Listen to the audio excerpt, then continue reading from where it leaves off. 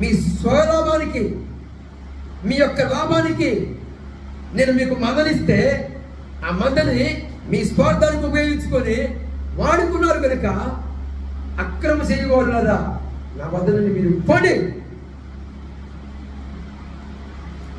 అర్థమవుతుందా? అర్థమవుతుందా? ఏమమ్మా అర్థమవుతుందా? అర్థమవుతుందా? అర్థమవుతుందా? అర్థమవుతుందా? అర్థమవుతుందా? గట్టిగా అడిగి చెప్పండి. చెప్పండి అమ్మ మరి ఒకసారి. ముచ్చాలేదు రాలిపోయినట్టు చిన్న పడినట్టు గట్టిగా అడిగి చెప్పండి. ఏమన్నాడు ప్రభువు? అక్రమ చేయవాళ్ళు నా వద్ద నుంచి మీరు పారిపోండి, నేను మిమ్మల్ని వినను, వెరగను. మరి ప్రభువా దెయ్యాలని ఎలగొట్టలేదా? ఎలగొట్టారు. నీ నామాన్ని ఉత్తరింప చేశారు. ఏమైంది? కిందకి చదువు.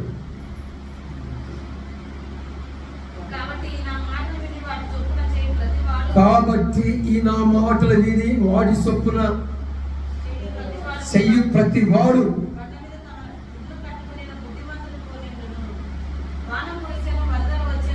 ముందు మాట చదువు. ఇసుక మీద కట్టి చదువు. ఆయన మాట విన్నప్పుడు బండ మీద కట్టబడుతున్నాం. నెక్స్ట్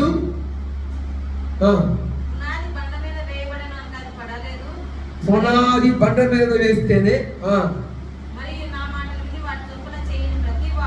నా మాట వినకుండా చెయ్యు ప్రతి వాడు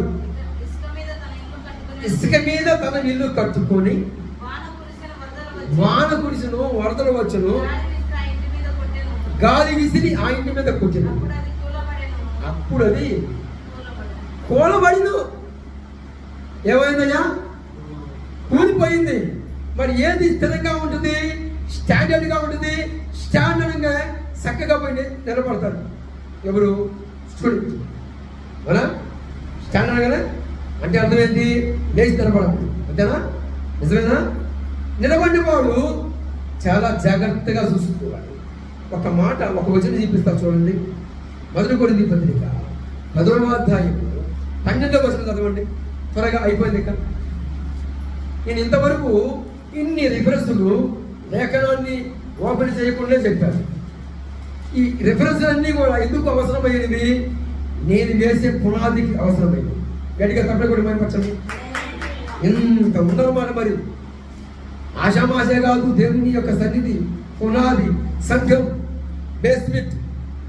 పునాదే కరెక్ట్గా లేకపోతే ఆ పునాది నిలబడదు. వారి ఇద్దరు ఒకరికి పునాది వేయాలి, ఇద్దరికి పునాది వేయాలి. ఆ ఇద్దరు 10 మందిగా పరివర్తనంగా మార్చబడాలి. గట్టిగా స్వరం చెప్పండి. అడిగి చెప్పండి. చదువు. ఇలా ఎన్నిసార్లు చెప్పిన గొంతు బాగుంది కదా. 10-12వ వచనం చదవమన్నా. తాను నిలుచుచున్నాడని తలంచుకున్నవాడు పడకుండా జాగ్రత్తగా చూసుకోవాలి. ప్రేమైన సంగమా, రక్షణ పొందిన వారులారా, నీ రక్షణని నీవు నిర్లక్ష్యం చేస్తున్నావేమో.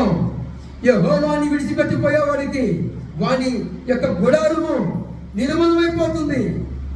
జాగ్రత్త. దైవజనుడు కన్ను కప్పవచ్చు, సంఘములో ఉన్న వ్యక్తులు కన్ను కప్పవచ్చు, చూచుతున్న దేవుడి కన్ను కప్పవు. కనిపించిన వాడు చూడకుండా ఉందినా, నోరిచిన వాడు వినకుండా ఉందినా, చెవులిచ్చిన వాడు వినకుండా ఉంటాడా? జాగ్రత్త. ఆ గడియలు రాబోతున్నాయి. ఆ శుభప్రదమైన గడియలు రాబోతున్నాయి. వచ్చువాడు ఇక ఆలస్యం చేయట్లేదు, త్వరగా రాబోతున్నాడు. నీవు ఏ స్థితిలో పడ్డావో, ఎలాగ ఉన్నావో ఒక్కసారి నీ మొదటి స్థితిని జ్ఞాపకం తెచ్చుకో. వ్యవసాయం లేకుండా, ఎద్దులు అరక దున్నకుండా ఈరోజు బోధకులు బయలుదేరారు. ప్రభువా ప్రభువా అన్నారు. ఆఖరికి వారి యొక్క పునాది ఎక్కడ ఉంది? ఈరోజు చూస్తే పేరు గొప్ప, ఊరు తిప్ప అన్నట్లుగా అయిపోతుంది. సీనియర్తనం. నాకు 70 సంవత్సరాలు. ఎందుకు? తగలబెట్టాడు కానీ 70 సంవత్సరాల అనుభవాన్ని. ఎందుకు? నాకు సీనియర్ తనం, నేను విశ్వాసిగా 40 సంవత్సరాల అనుభవం ఉంది. ఎందుకు నీ సీనియర్ తనం తుంగలో ఒకటిగా తగలబెట్టాలిగా? తగలబెట్టు. సీనియర్ అంటావు, కొద్ది మంది ఫలాలు కూడా లేవు, కాలము లేని ఫలము లేని అందరూ చెట్టు వలే ఉంది నీ జీవితం. రక్షణ అయితే పొందావు, రక్షణ పొందిన నీవు ఫలాలు ఫలించాలి కదా, కనీసం అక్కడికైనా సుమారు చెప్పాలి కదా, కొన్ని గొర్రెలను కనాలి కదా, ఫలాన్ని అభివృద్ధి చెందాలి కదా. ఎందుకు నీ సీనియర్ తనం తొంగలో తొక్కడానికా? ఎందుకు నీ యొక్క సీనియర్ తనం? సీనియర్ తనం అయితేనేమో చాలా ఉంది. సీనియర్ డాక్టర్ కంటే సీనియర్ పేషెంట్ గొప్పట. ఎందుకు? ఆయన యాంటీబయాటిక్ సీత గుచ్చి ఇంజన్ చేయకపోయేటప్పటికి ఈ సీనియర్ పేషెంట్ అంటుంది, మరి నీళ్ళు కలిపావా, వాటర్ కలిపావా? కలిపావా. బా సూది ఇక్కడ గుచ్చి ఇక్కడ గుచ్చి. ఎందుకు? సీనియర్ ఏ నరానికి వచ్చాలో తెలుసు. ఎవరికి? సీనియర్ పేషెంట్కి. ఎవరికి? సీనియర్ డాక్టర్ కంటే సీనియర్ పేషెంట్ గొప్ప. ఏదో యాంటీబయాటిక్ గుచ్చి యాంటీబయాటిక్ మెడిసిన్ ఎక్కించి నీళ్లు కలపబోయేటప్పటికి ఈ సీనియర్ ఏజ్ అవుతుంటుంది. ఏమని? అయ్యా నీళ్ళు గుచ్చావా, 3 పాయింట్లు ఎక్కించావా? నేను ఎక్కుతుందా? మరి యాంటీబయాటిక్ కదా, కలవాలి కదా, ముందు 3 పాయింట్లు ఎక్కించు. ఎవరు చదువుతున్నారు? సీనియర్ డాక్టర్ గారికి సీనియర్ పేషెంట్ చదువుతుంది. क्या बोलता? मैं बोलता नहीं है. क्या बोल रहा? सुनो, मैं करेगा, मैं क्या करेगा? తాను నిలుస్తున్నాడు. ఎక్కడ నిలుచుకున్నా? సన్నిధిలో ఉన్నావు. సన్నిధిలో ఉన్న నీవు ఎక్కడ ఉన్నావు? ఏ ప్రాంతంలో ఉన్నావు? నీవు పడిపోకుండా జాగ్రత్త చూసుకో. ఒక్కసారి తలపోసుకో. ఇంతసేపు వాక్యము ఎదలబడుతుంది. నీ హృదయంలో తీసుకున్నావా? నీ హృదయంలో కనుక తీసుకోకపోతే ఒక్క వచనం చూపిస్తా చూడండి. దుష్టుడు వస్తాడు, ఇతర వాక్యాన్ని గమనిస్తాడు. మత్తయి సువార్త 13వ అధ్యాయము 19వ వచనం చదవండి. నేను ఇక ముగిస్తున్నాను. చదువు త్వరగా, చదువు తీయండి త్వరగా. అని మూసేశారా అమ్మా? మత్తయి సువార్త 13వ అధ్యాయం 19వ వచనం.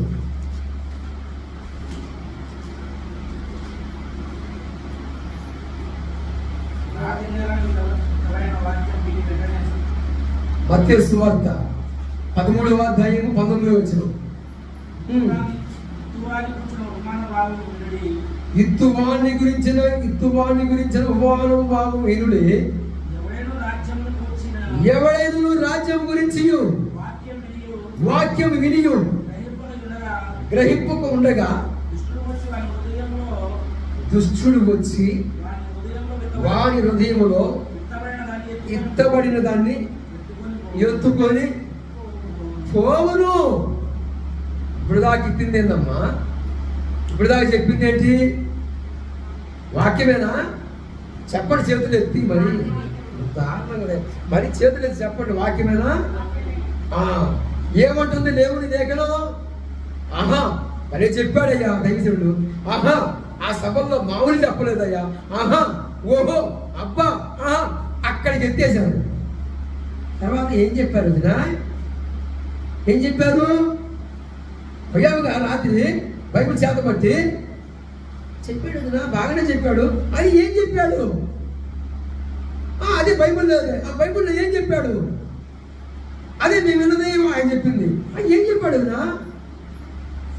What is this? What problem? क्या हमको मालूम नहीं. सुनो, ఏం చెప్పాడు? क्या करेगा? మరే వదినా, మరే పిల్ల పాలు అడిగింది, పాలు ఇస్తూ హేమపాటులో బాగానే చెప్పావుగా, ఎగురుకుంటా. సరే ఆ పాస్టర్ రాత్రి వచ్చిన పాస్టర్ ఆ బహిరంగ సభలో అట్ట పరిశుద్ధాత్మ దేవుడు ఓహో అలాగే దిగొచ్చాడా? ఓడి నాయన ఒక్కసారి ప్రేమైన దేవుని బిడ్డలారా, నువ్వు మందిరంలో కూర్చున్నా, బహిరంగ సభలో కూర్చున్నా, పక్కింటి కూడా సువార్త చెప్పలేని జీవితమేనా? వాక్యం విని దాన్ని హృదయంలో తీసుకోకపోతే దేవుడు నీ హృదయంలో ఎత్తబడిన దాన్ని దుష్టుడు వచ్చి దొంగలిస్తాడు. తెలుసా? దేవుడు ఇచ్చిన వాక్యం. ఇప్పుడు నేను అడుగుతాను, ఫస్ట్ ఎక్కడున్నా, ఎక్కడ మొదలుపెట్టాను చెప్పండి త్వరగా. Come on tell me. ఫస్ట్ ఎక్కడ? ఫస్ట్ మన మాటలేంటి? ఏ దో తి. ఫస్ట్ మాట త్వరగా. జ్ఞానురాలు ఇంటిని కట్టుకున్నాడు, మూర్ఖురాలు పెరిగి వేయబడింది, ఆ స్త్రీ కూడా కనపడింది. తర్వాత నెక్స్ట్ మోషే. రెండు అయిపోయాయి, రెండు చెప్పారు కదా.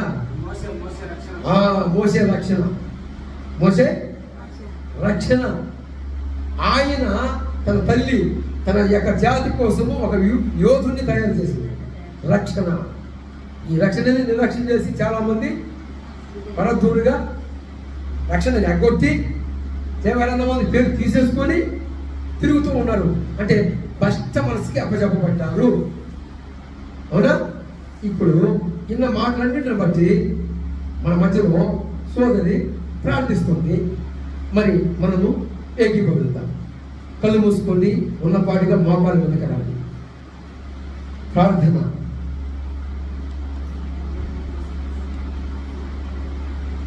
నువ్వేనమ్మా, నువ్వే.